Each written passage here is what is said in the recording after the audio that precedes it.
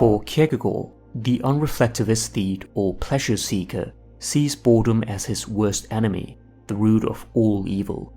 Strangely, those who don't bore themselves usually bore others, while those who do bore themselves amuse others. The people incapable of boredom are typically those who are busy in the world, but that is precisely why they are the most boring, the most insufferable of all. To wander without end is, eventually, to arrive at a dead end.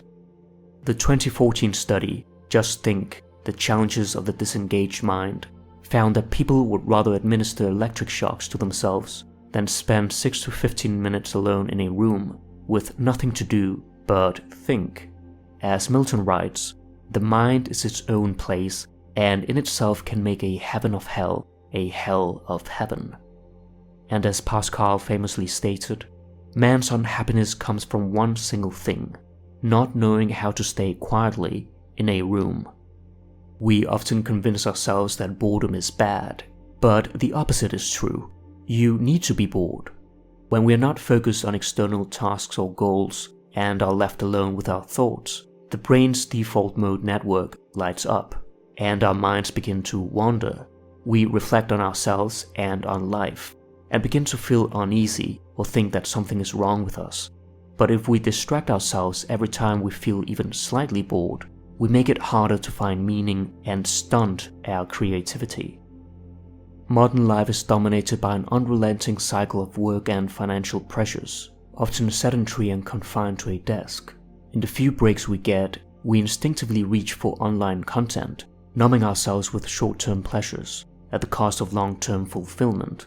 Too many drift into mediocrity, lost in distractions and shallow entertainment, until years pass and one realizes that nothing meaningful has been built. Despite constant connectivity through technology and social media, loneliness has increased. Superficial interactions and the lack of genuine belonging leave many feeling isolated.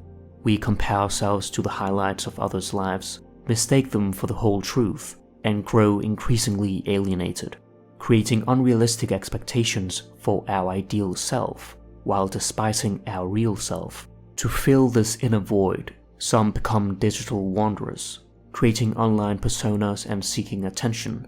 In real life, they may go unnoticed, but online they can appear as heroes until they return to daily life, when reality feels dull by comparison.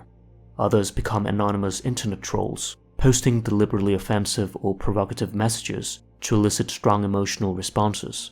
Like Dostoevsky's underground man, they are alienated, resentful, and rebellious, attempting to assert control or influence in a world they feel powerless. Silence and stillness make us uneasy, so we reach for more noise, more stimulation. We feel a constant need to kill time, treating it as an enemy in our pursuit of progress. But this only brings more suffering, more stress, shorter attention spans, poor sleep, and heightened anxiety and depression. Many endure unpleasant states of mind by distracting themselves, even if it means living in misery most of the time. When one steps back and looks at life, it almost seems like a grand, tragic joke. Always running, running, running. What are you running for? Or better yet, what are you running from? Is it not, perhaps, yourself? Until one honestly confronts oneself, life, as Schopenhauer writes, swings like a pendulum backward and forward, between pain and ennui.